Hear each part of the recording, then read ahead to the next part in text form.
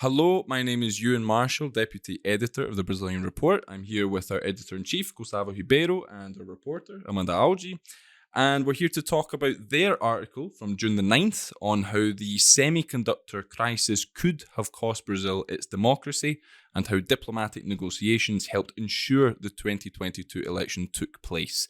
And this is a special behind-the-scenes episode of the Explaining Brazil podcast, and it's exclusively for our Buy Me a Coffee members. So how did you discover this information? How did the story start? How did it come about?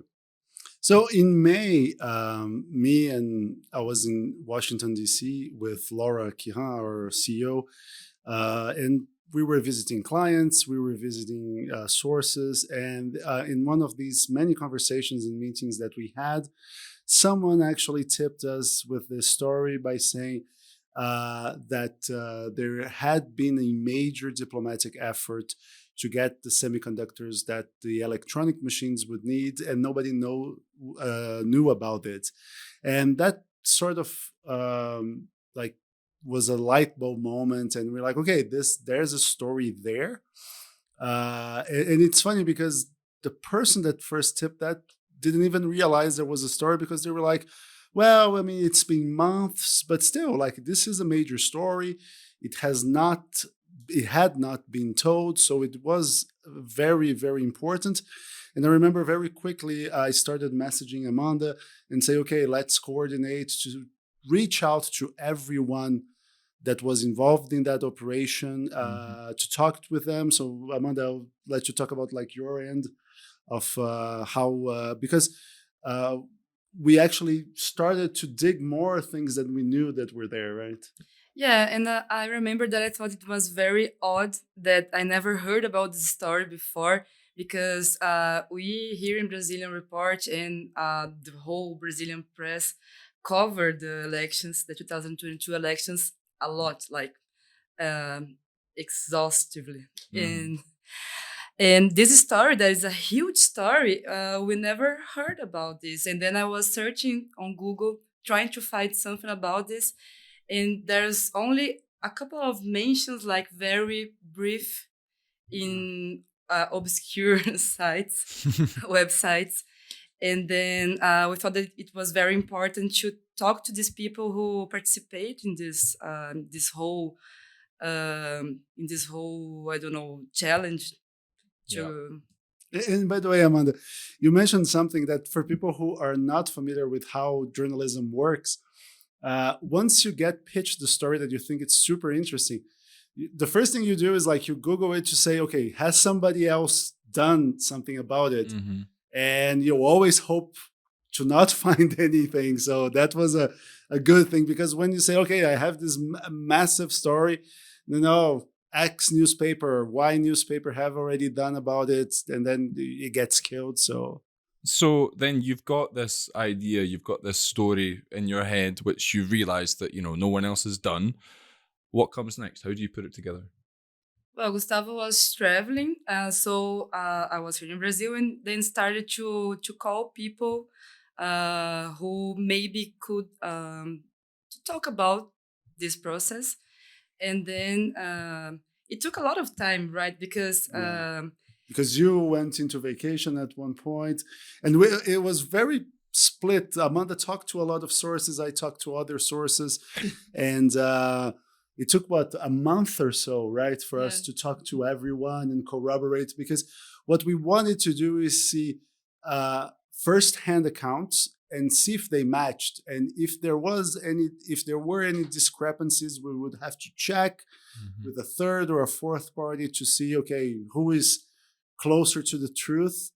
Fortunately, everyone's story matched. Everyone had like the same account, and also we were able to talk with sources both on and off the record. So this is good, because a lot of people, I think, they are skeptical when they see an article with only off the record sources, to say, well, is it true? So we had the main characters in this whole saga telling on the record, like what they did, why they did it, and how they did it. But it's interesting that it was not so easy to get this to get this on the record testimonies, because on the first place they wanted to remain things in secret, like, Yeah. because it was an operation that had to be done in secrecy, and then I don't know, they had to realize that they now can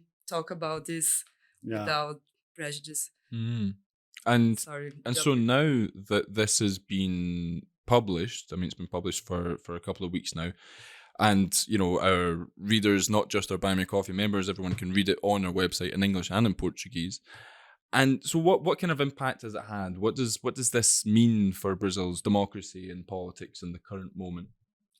Well, I think in terms of journalism impact, I think one, it got picked up and republished by UOL, which is the largest website in Brazil, largest journalism website in Brazil, and I think this is huge because it shows like how relevant that story is.